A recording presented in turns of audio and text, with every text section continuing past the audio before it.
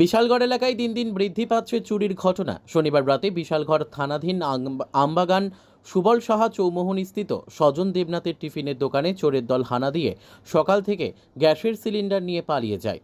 রবিবার সকালে দোকান খুলে এই দৃশ্য দেখে মাথায় আকাশ ভেঙে পড়ে স্বজন দেবনাথের। খবর যায় বিশালগড় থানায়, কিন্তু আশ্চর্যের বিষয় বিশালগড় থানার পুলিশ প্রশাসন খবর পেলেও ঘটনাস্থলে আসেনি।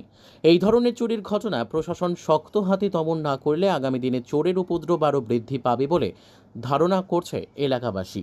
দোকান টোকান বন্ধ করে গেছি, তো খাইটা ঘুমাইলাম। সকালবেলা দোকারা সাবল না দাউ দেবে নি, খুবই একটা গেছি বেড়ায় কিছু নিচে নি? না নিশা না। আমার বড় ওই সিলিন্ডার, একটা গ্যাসের সিলিন্ডার আসলো, চাটা বাজে নেই। কি দোকান এটা? এটা 5 তলা, সন্ধ্যার সময় টিফিন টিফিন বানাই দিয়ে কোন জায়গা? সুভদ্রা সময়।